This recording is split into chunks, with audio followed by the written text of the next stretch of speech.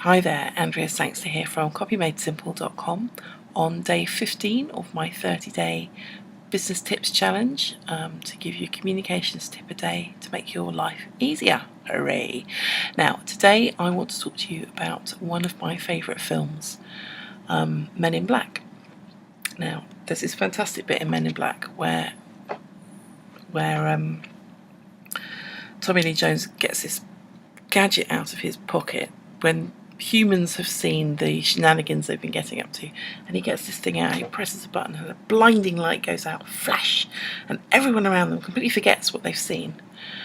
And that's pretty cool.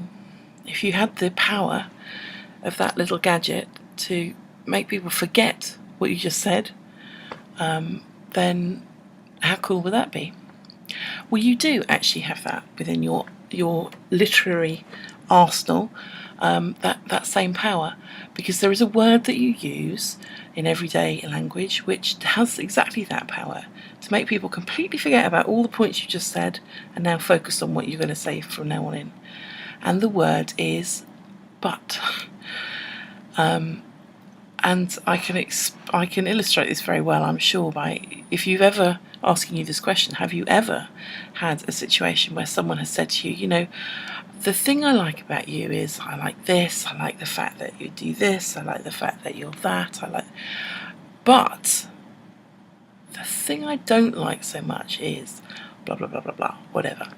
Now, what do you go home remembering? Do you remember the 4 or 5 things they said they liked about you? Or do you go home remembering the but, here's the downside? Of course it's that bit. It's, you know, we tend to focus on that and we forget everything else. So this is a common mistake that you see in people in their copy, that they are brandishing the but a bit too freely, because they will talk about some good stuff and then they might inadvertently manage to make people forget about that stuff by saying, but the problem is blah blah blah. So always be really careful when you use the word but in copy. Be aware that when you use it, you will immediately negate everything you've just said. I try not to use it at all, actually. I will substitute it for other things, or I will, like yet is another word which doesn't have that same kind of blinding flash result, but it serves the kind of same purpose. So you're A, you're B, you're C, yet you're also D.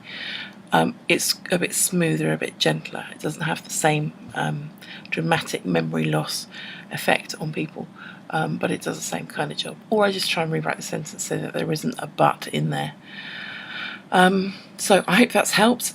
So beware of the but, and I hope you found that useful today. See you tomorrow. Thanks. Bye-bye.